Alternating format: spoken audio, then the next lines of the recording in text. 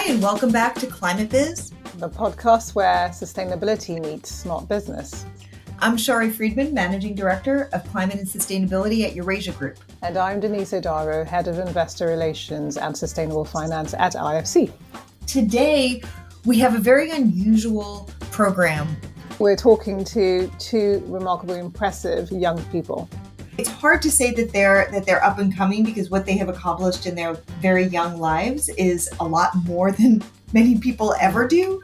And the voice of youth is just so critical in this sustainability challenges that we face, as we know. And so we are ever so excited to bring you this episode today. We're going to hear from two people who are working very strongly towards sustainability. Kehekashan Basu, she founded Green Hope Foundation in 2012, and it's a volunteer nonprofit that works with 100,000 young people in 16 countries. And their goal is really to teach and implement the UN's Sustainability Development Goals kind of through grassroots action.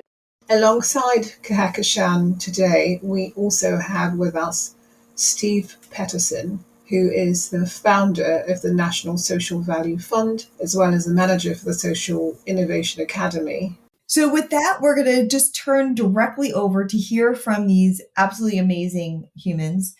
Kehekashan and Steve, welcome to Climate Biz. Thank you. It's great to be here. Happy to be here. Fantastic.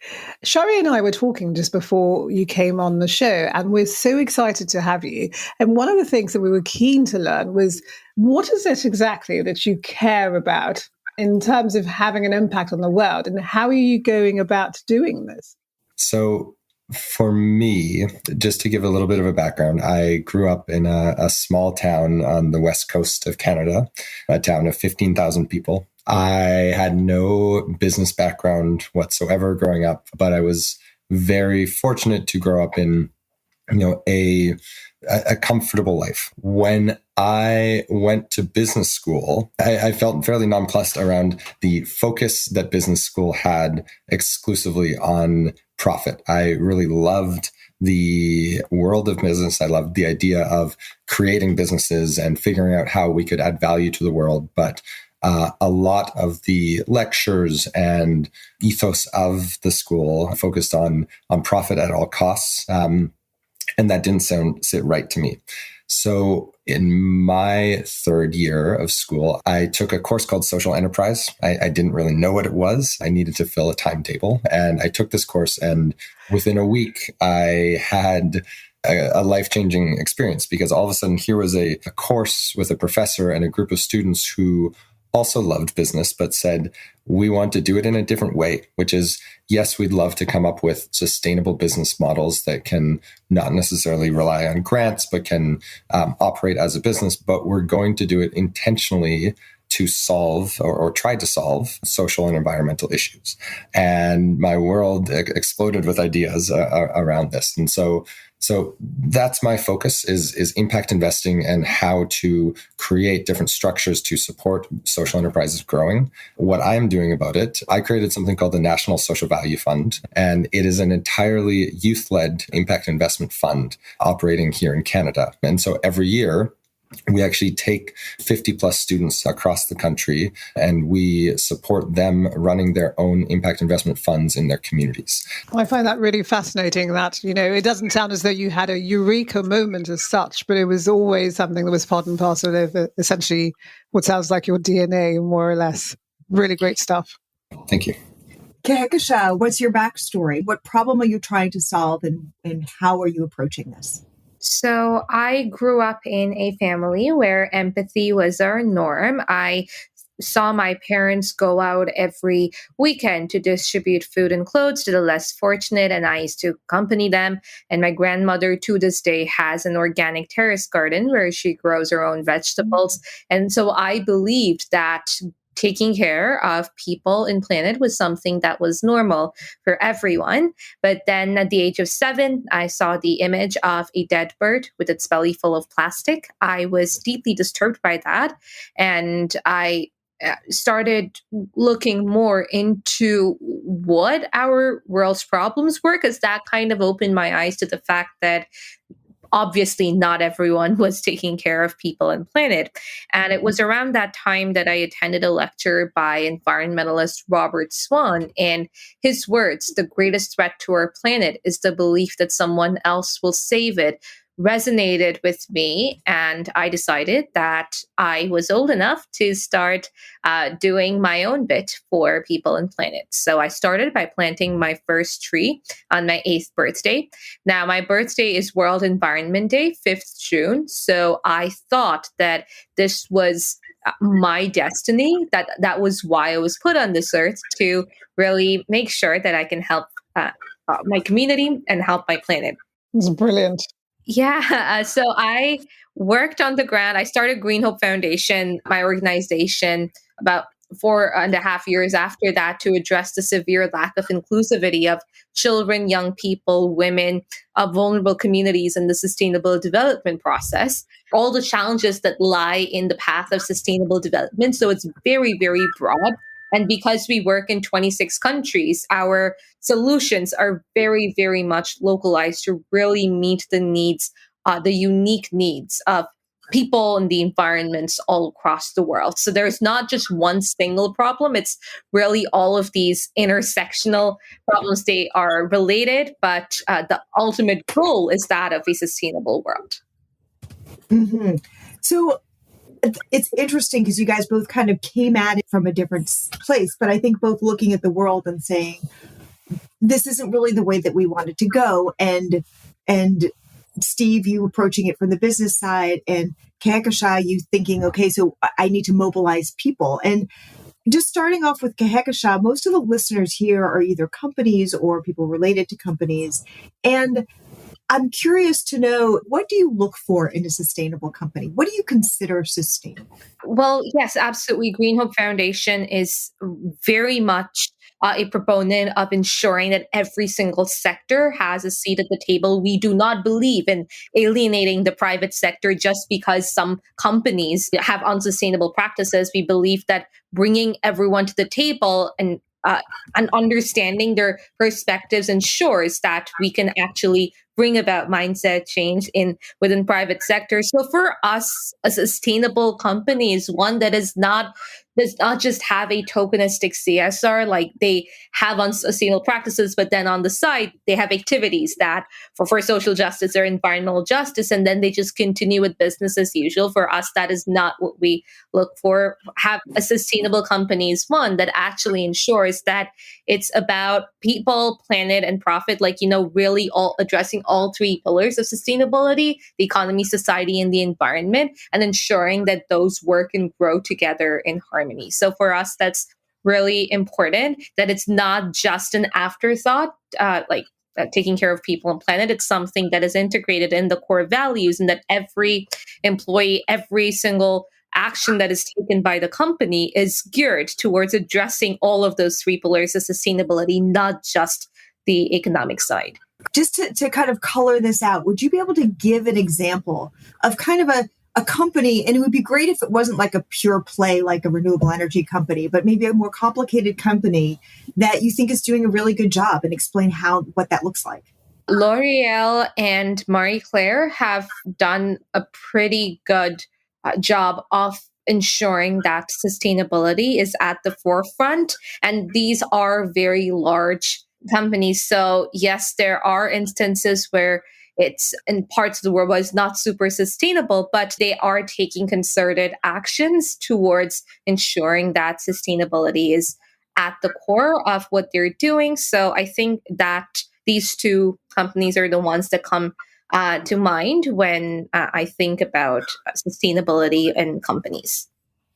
And Steve, I mean, you alluded to already that your work, encompasses the private sector. And just listening to Kehekashan, what are your thoughts around that? And I'm curious whether this overlaps with your investment criteria and what your project pipeline looks like. So I would agree with everything that Kehekashan has said. I think the way we look at this, especially on the investment side, is in order to solve the world's biggest challenges, it takes a whole suite of actors. Traditionally, the thought was for-profit businesses are going to, generate profits, and then perhaps one day those profits can flow towards the nonprofit and charitable world through donations, and then the charities and the nonprofits alongside government will solve the problems. What we believe is that for problems like homelessness, for problems like transitioning to clean energy, it's going to take a variety of different solutions all working alongside each other. Some of those solutions are better positioned to be run by a for-profit company. Some are probably better to be run by a nonprofit, either through a direct grant model, or what we're seeing a lot more of recently is nonprofits who have an enterprising arm, who are not going to be making a lot of money. That's not obviously their goal, but have some sort of revenue generation within their solution. You mean just to be self-sustainable, essentially? Exactly, just to be self-sustainable. And we're seeing a lot more of that. So when we're looking from the National Social Value Fund standpoint, we call ourselves Impact First. So our first level of evaluation is within the communities that we're working. Right now, we're in 7 different cities across Canada. What are the issue areas within those cities? And what do we want to focus on? And then, is this company, whether it is a for-profit or nonprofit or co-op or whatever the model is, are they intentionally solving that? Or do we think that they are intentionally focused on this?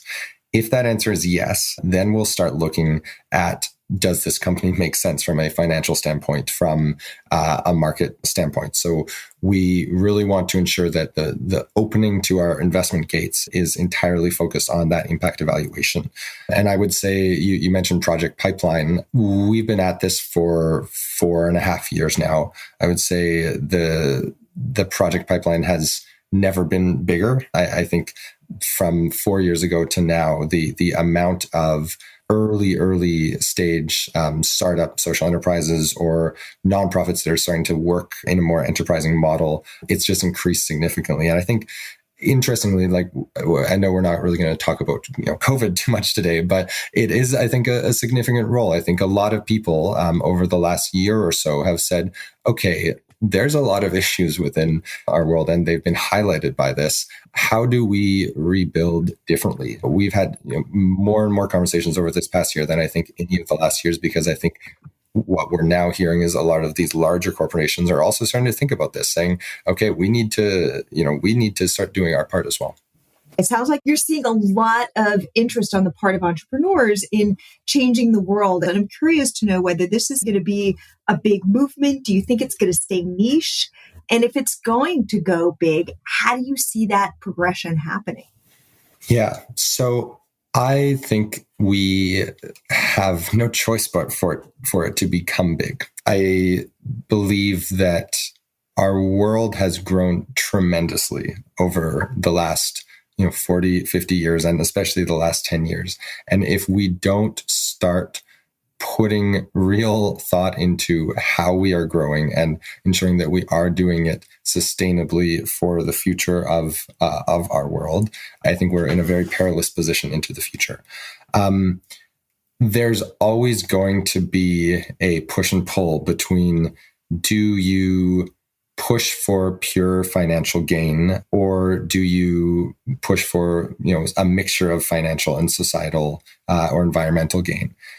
The interesting thing is, I think that there's two, to be very broad and oblique here, I think there's 2 different types of social enterprises that we see. We see ones where the financial gain goes hand in hand with the social or environmental advantage. And typically that is on the environmental side. We, have worked with organizations who are working within circular economy solutions. And typically the more that they're able to do that and the more they're able to succeed financially, the better off the world becomes as well. Those are really great. And I think it's very natural to see that more and more of those solutions will become appealing to larger institutional investors and larger organizations. The challenge comes when there are social enterprises that are working on trying to solve a more socially focused issue like homelessness, where there needs to be an actual trade-off between the financial gain and the societal gain. How that's going to play out in the long run is tough to see. I believe it's going to come with policy change over time in terms of understanding what is the fiduciary duty for these large organizations. Is it just the shareholders, or do we need to start considering the stakeholders of these organizations as well? For us, we have decided that as a fund, we are actually going to be the ones to take a hit financially on some of these. And we've started to do some impact first or impact adjusted loans and debts, which I'm happy to talk about if that's interesting at all. I think it's not been so long that we, I don't know if the word is, celebrated the 50th anniversary of the Friedman Doctrine. The goal of the firm is to maximize returns to shareholders. And of course, what Kehkashan and yourself are saying is that you're very much, part of this generational view that the triple bottom line should be the approach to business. And as I think it was Kehkashan who mentioned, in fact, the 3 Ps: planet, people, and profits, right? And then, adding to the point that Steve, that you said, which is the financial viability and the need for policy to take these things to the next level. IFC is a member of the World Bank Group, and the overall goal of this institution is twofold. One being to eradicate poverty by 2030, and the other to boost shared prosperity. And what feeds into that, of course, is some strategic priorities, for example, climate change being one of the major priorities. And what are your views then around, what businesses are doing towards including more of the transition and the operational changes needed for us to actually achieve the Paris Agreement? I think that there has been progress in some cases. Again, like I was saying with L'Oreal, with Marie Claire, even with IKEA for that matter, I think that there are a lot of big companies that are taking these concerted actions towards ensuring that climate action becomes a part of every action that they take. What I am afraid might happen, and it's happened in the past, that there is something that is the trend of the moment. Right now it's climate, and I'm really, what I'm afraid of is that once it kind of dies down, which maybe it will, maybe it won't, then businesses just shift their focus onto the next trendy thing. So I think that what we need to do is ensure that this becomes a normal part of the business, even if they are following the trends of the time, that addressing important issues such as climate change is something that stays on forever. And what I do think that businesses can definitely do more about is not just addressing from a top-down view, addressing climate change and their actions, but moving more towards climate justice, and particularly intersectional climate justice, because we know how climate change affects people differently in different parts of the world, and particularly different communities as well. And I feel that most businesses haven't yet been able to really encompass all of the intersectionalities of climate change in their core agendas. I think that if businesses do want to become sustainable, they must bring the social factor into their work to address climate change as well. And especially big businesses that work in different parts of the world, these localized actions will be absolutely crucial. It cannot just be a one-size-fits-all policy that just comes down from the Western world where the business is headquartered, for instance. It has to be meeting the needs of the most vulnerable, the people of their countries, of their regions. I think that is where the private sector can do a lot more on in order to ensure the Glasgow Climate Pact comes to fruition. You're getting at something that I think is really crucial, which is that it's some of the harder pieces for companies to incorporate in a way that we've discussing, to kind of have what used to be termed the triple bottom line, because these are, as Steve said, kind of outside of what creates the profit. That's kind of more in the reputational risk piece and less in the profit driving piece, like a circular economy. I wanted to circle back over to Steve for a second and ask about where are you seeing some of these companies go at all? Yeah, I think the example that I could bring to this would be a group that we work with based on the west coast of Canada called This Fish. They are trying to improve the fishing industry by way of digitizing a lot of what has not been digitized before. And so they are working within fish processing plants. Like you said it, they're not necessarily a pure play because they're working in an industry that has a lot of issues. But if their solution was to be implemented, it would make auditing in these fish processing plants across the world a lot more clean. It would become much more clear how much overfishing is actually happening and how much piracy is actually happening. I think they are coming up with a solution in an industry that has had significant issues, and the hope is that they are able to attract enough investors who see both the financial value and the environmental benefits of it in order for their company to grow and scale. And so I think that's one thing that, gets overlooked a little bit when talking about all of this is, we put so much onus on the companies to do better, right? To build better and to be, be more sustainable and follow through with their promises. I think a lot of focus also needs to go to the investors, which is to say,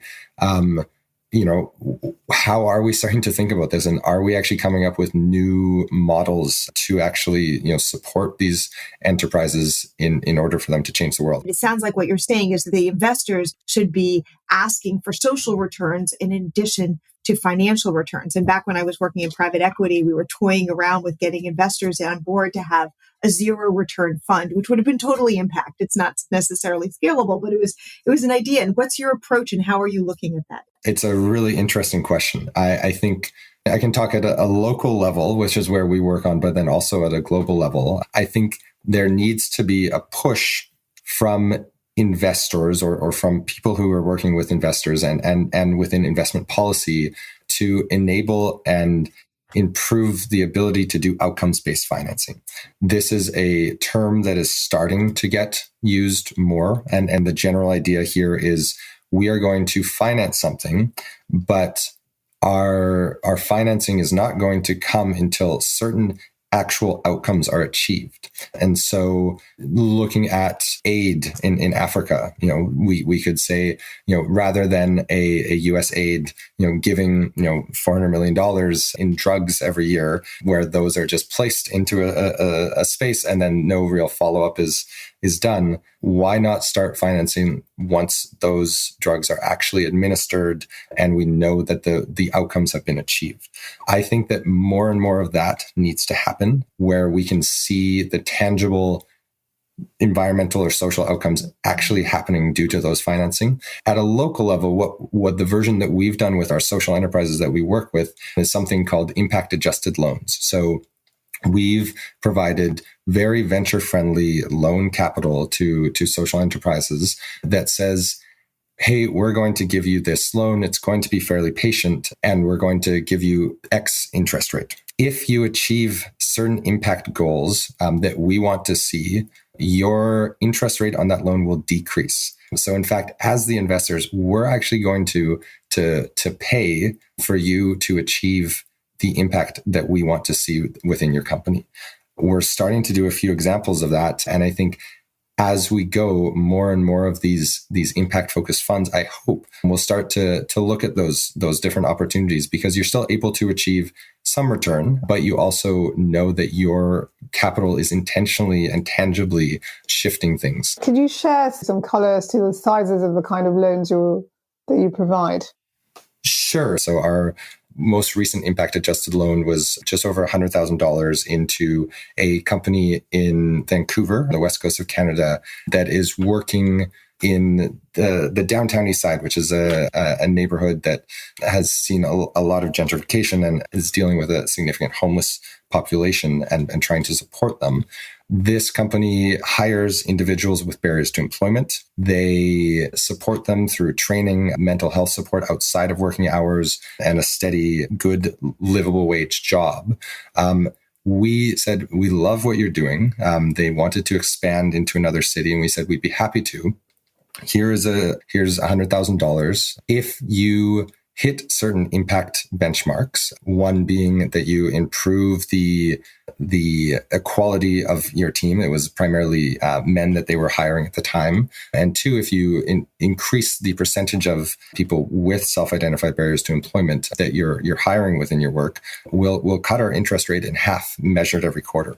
And so that's a specific example of the type of stuff that we're doing, which, we saw that company at the beginning of the loan had hired 100% men at the time. They were doing great work, but that was definitely an issue. The last time we got a report from them, it is now 41% women. Wow. And we know that through talking with them, that because we stepped up as investors and said, we're willing to be the ones to pay for this, they're able to then have, a little bit of an incentive, not too much, but a bit of an incentive to say, let's change some of our policies. Let's figure out a better hiring policy and let's make some real change. And I don't know if that necessarily would have happened if we had just said, hey, this is a good investment and we look forward to our return.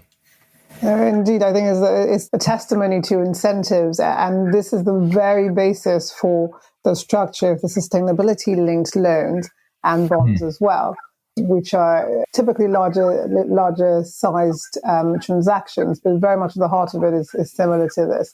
Kehkashan, I want to bring you back into the conversation, noting that, of course, Green Hope Foundation, your core mandate is education of the SDGs, which I think is incredibly important, in particular as it comes to the conversation we're having around climate change. But of course, you've done even more than that, looking at your profile. Can you talk to us a little bit about some of the impact of the work that you've done? For sure. So we at Green Hope Foundation have been able to reach out to over 225,000 people across 26 countries. And in terms of ground level impact, we've planted over 720,000 trees, over 7,500 mangroves. We've conducted over 800 cleanups. Education, of course, is a huge part of what we do. So we've conducted hundreds of academies, which are tailor-made workshops and conferences that are conducted by children and young people for children and young people to really promote a peer-to-peer method of learning that turns into ground level action. We've recycled over 3,000 tons of waste. We have continued our academies even during the pandemic. And in terms of social ground level impact that intersects with various determinants, we've built toilets in vulnerable areas for safety of women and girls. We use clean energy technology to continue education delivery, particularly in areas that have been affected most by the pandemic, to our solar-powered mobile libraries that are taking books to the doorstep of children in countries across Asia and Africa. We've installed solar panels in homes and schools to continue computer literacy and climate literacy.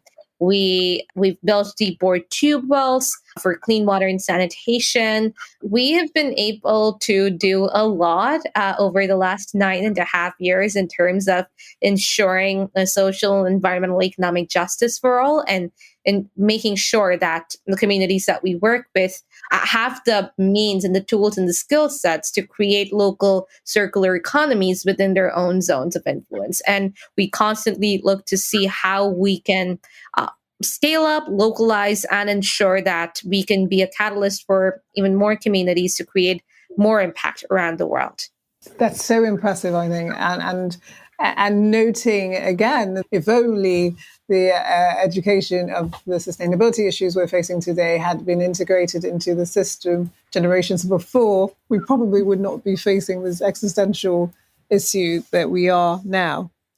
I would just like to add that, with education for sustainable development and instilling that in children from a young age, we firmly believe that that provides the children with that empathy for people and planet, that as they grow up, that empathy is not just something that they come into contact with once they're 18 or once they graduate university. It's something that just becomes a part of who they are. And in that way, we're able to create a whole generation of empathetic, responsible global citizens. And when these children grow up and enter different industries, including the private sector, they would know not to make decisions that negatively impact people and planet. Their inherent empathy for people and planet would translate into their professional lives and ensure that every sector that they're in becomes sustainable. So for us, we understand how education, particularly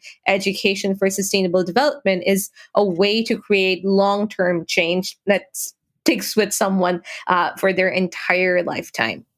I couldn't agree more. You guys are both. I mean, what I hear when I'm listening to both of you is really a bottom-up infrastructural change on how people approach their life, on how investors approach investing. But I mean, it starts with how human beings look at the world, how human beings look at their resources, how human beings look at their own personal returns, and then moving that out into them as a force in whatever they're doing for a living. Sorry, can I just say something? It's actually a funny anecdote. Well, when I was looking for schools for my kids, I had a 2-year-old at the time, and I made my decision on the school choice based on the head teacher telling me that they took the 2 and 3-year-olds, right, campaigning for climate justice, and they made them make placards and have this choice in Washington, D.C. I was so impressed by that. I was okay, sign me up. Anyway. When I was first starting, I remember there was a friend of mine who started working in schools. It was a little bit different, but it was on decision making. And it was how you ask the second layer and the third layer of questioning. So they said, like, one of the examples was they said, who wants ice cream? And all the kids raised their hand. I want ice cream. They said, great, it's garlic ice cream. And so the point was, you've really got to know, like, you can't just take things at a face value. You've got to ask the next question and then the next question to really get to, not getting snowed. Indeed. We're going to move on to our fairy godmother question, which is, fairy godmother came down and said to you, we're going to give you one wish. What would that be? And Kehkashan, let's start with you. And I know that you have a very broad goal, which is to achieve the SDGs. And if you had a wish that would help us globally achieve the SDGs, and I think in a very bottom-up infrastructural way, what would that be? I would say that my wish would be to have empathy installed in every single person for people and planet. The SDGs do have a target date of 2030, but our goal for a sustainable world, that the actions to achieve that is something that has to go on forever to even maintain that. And I think that having every single person having that empathy would ensure that we are able to create and then maintain that equitable and sustainable world for all. So my wish would be for empathy. That's a great one. I think that would solve many of the social and global challenges that we face. So yes, it's certainly a good one.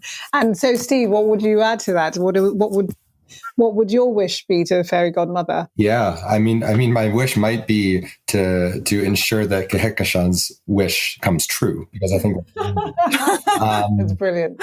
We'll all just put our bucket in Kehkashan. No, I think on my side, I might break the rules a little bit. It is kind of two.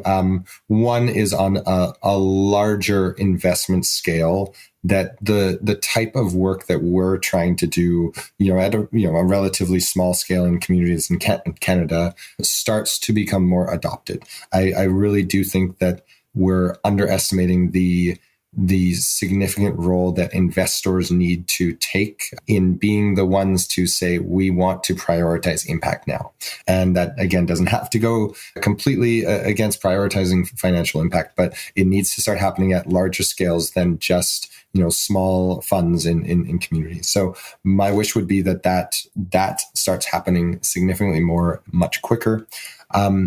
On the other side of it, I'm incredibly fortunate to work with, 50 or so young students every year who have seen the vision of social enterprise and impact investing and say, hey, we want to do this too, and we want to be leaders in this. And so it does kind of actually go to Kehkashan's wish, is that my hope is that more and more students start to become exposed to these ideas earlier on, whether it's in their undergraduate degrees or even earlier. And two is that when they go and start working for these companies, that they feel empowered enough to become entrepreneurs within these large organizations, and that their visions and goals and empathy are not lost as they start meandering their way through these large corporate groups. So my wish would be just that those people, if any of those young people are listening to this, is that you maintain your ideals and continue to push to change the world, because it's entirely possible. So it's mainstreaming sustainability knowledge. And making sure that your generation is really changing corporations and changing the way that we do things, as opposed to the way that we do things changing your generation. Yeah, well said. I completely agree. So before we just wrap up, because we're going to wrap up now, I want to thank you both very much for your time. Thank you guys so much. This has been really interesting and really inspiring from both of you. Yes, yeah. Absolutely. Remarkably inspiring. Thank you. It's been fun. Appreciate you having me on. Yeah, thank you for having me. Really interesting discussion. Thanks to all our listeners for joining us. If you enjoyed the show, please do review us on iTunes, Spotify, wherever it is you're listening to your podcasts. We'd love to hear from you, so please do send us your comments. You can find our show notes, bios, and leave us messages on our website, which is www.ifc.org/climatebiz. And that's climate, B-I-Z, one word. The content producer is Andrew Hiller. The news researcher is Elizabeth Minshew. Thanks to Vivek Patak, Nadia Nikiforova, Ludmila Podgola, Laura Sterling, Irina Sarchenko, Daisy Sarum, and Nicola Duet. The theme music was composed and engineered by Crime Dog Revival. This podcast was made possible by the generous support of the Ministry of Foreign Affairs of the Netherlands. Thanks again for joining us, and see you on the next episode of Climate Biz.